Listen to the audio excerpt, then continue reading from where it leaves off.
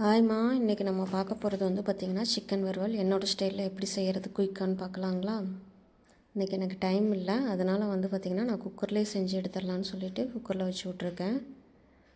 சீக்கிரமாக செய்யணும் இல்லைங்களா, அதனால் ஃபஸ்ட்டு நம்ம என்ன பண்ணுறோன்னா அந்த பக்கம் நம்ம மசாலா ரெடி பண்ணுறதுக்குள்ளே இந்த பக்கம் குக்கரில் கறியை போட்டு மசால் போட்டு வேக வச்சிடலாம். ஃபஸ்ட்டு வந்து சோம்பு போட்டுக்கோங்க, எண்ணெய் 2 ஸ்பூன் விட்டுக்கோங்க, அப்புறம் சோம்பு போட்டுக்கோங்க, கொஞ்சமாக கரம் மசாலா,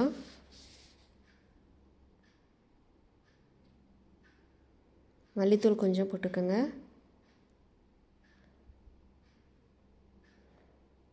மிளகாத்தூள், உப்பு போட்டு நல்லா கலந்துட்டு நம்ம கழுவி வச்சுருக்க கறியை இதில் போட்டு 2 விசில் வச்சு எடுத்துருவோம். விசில் வர்றதுக்குள்ளே நம்ம என்ன பண்ணுறோன்னா போய் மசாலா அரைச்சிட்டு வந்துடலாம்.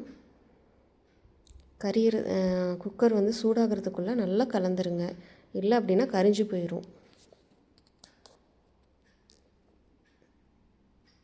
இதுக்கு அதிகமாக எண்ணெய்லாம் தேவைப்படாதுங்க. ஃபஸ்ட்டு ஒரு 2 ஸ்பூன் விட போகிறோம், கடைசியாக இறக்கும் போது ஒரு 2 ஸ்பூன் விட்டால் போதும். நம்ம சிக்கன்லேருந்து வர்ற தண்ணியிலையே கறி வந்து அப்படியே வெந்துருங்க. கழுவி வச்சுருக்க கறியை போட்டு நல்லா கிளறிடுங்க, இல்லைன்னா அங்கங்கே உப்பு நின்றும். இது என்னோடய ஸ்டைலில் அவசரமாக செய்யும்போது இப்படி தாங்க செய்வேன். நீங்கள் செஞ்சு பாருங்கள், சப்பாத்தி சாப்பாடு எல்லாத்துக்குமே நல்லாயிருக்கும்.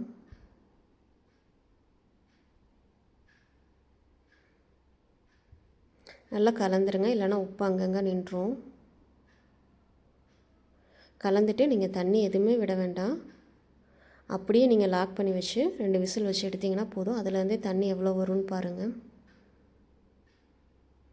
இந்த மாதிரி செய்யும்போது ஃபஸ்ட்டே மசாலா எல்லாமே நம்ம போட்டு வேக வச்சுருந்தனால நல்லா கறியில் மசாலா பிடிச்சிருங்க, உப்பு காரம்லாம் கரெக்டாக இருக்கும். நம்ம இன்றைக்கி சிம்பிளாக தான் வறுவல் செய்ய போகிறோம். இந்த பக்கம் விசில் வர்றதுக்குள்ளே அந்த பக்கம் நம்ம அரைச்சிட்டு வந்துடுவோம். வாங்க பார்க்கலாம். அரைக்க தேவையான பொருள் பார்த்திங்கன்னா சீரகம் கொஞ்சம் சேர்த்துக்கோங்க, கொஞ்சமாக மிளகு போட்டுக்கலாம், கொஞ்சம் சோம்பு, கொஞ்சம் கருவேப்பிலையும் நம்ம இதிலே போட்டு ஒரு ரவுண்ட் மட்டும் விட்டு எடுத்து வச்சிடலாம். 3 பல் பூண்டு, கருவேப்பிலை போட மறந்துட்டேங்க, ஃபஸ்ட்டே போட்டுட்டோன்னா நல்லா அரைச்சிருக்கும். அரை தக்காளி, அரை பெரிய வெங்காயம் போட்டால் போதும்.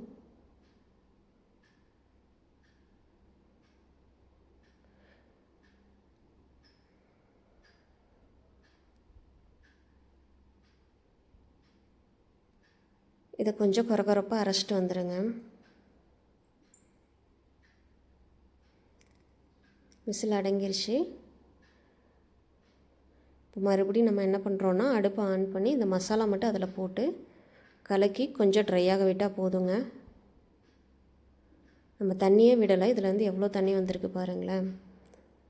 ஆனால் சிக்கனில் நல்லா மசாலா பிடிச்சிரும் நீங்கள் இந்த மாதிரி செய்யும்போது. இது என்னோடய ஸ்டைல் சிக்கன் வறுவலுங்க, செஞ்சு பாருங்கள்.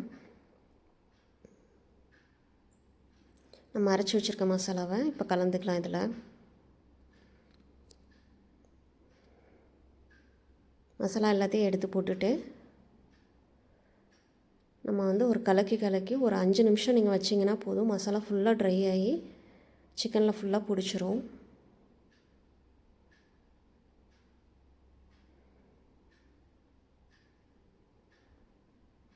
நல்லா மசாலாவை கலக்கி விட்டுருங்க. நான் தண்ணி எதுவும் ஊற்றலைங்க, எனக்கு தண்ணி தேவைப்படாது, நான் ட்ரை வறுவலாக தான் செய்கிறனால. நான் இப்போ சப்பாத்திக்கு தான் வச்சுக்க போகிறேன். சாப்பாட்டுக்கு இது சூப்பராக இருக்குங்க, நீங்கள் செஞ்சு பாருங்கள். இப்போ மூடி கொஞ்ச நேரம் வச்சிடலாம், 2 நிமிஷத்தில் எல்லாமே ட்ரை ஆயிரும். இப்போ பார்த்துடலாமா? பாருங்கள், ஃபுல்லாக ட்ரை ஆயிருச்சு. இந்த ஸ்டேஜில் நம்ம வந்து கொத்தமல்லி தழை தூவி, புதினா இருந்தால் போட்டுக்கோங்க, என்கிட்ட புதினா இல்லாதனால நான் மல்லித்தழை மட்டும் தூவுறேன். ஒரு 2 ஸ்பூன் எண்ணெய் விட்டுட்டு நல்லா கிளறிடுங்க.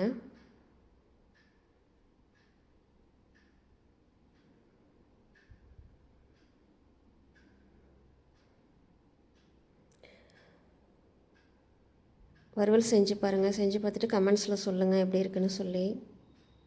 மறக்காமல் சப்ஸ்கிரைப் பண்ணுங்கள்.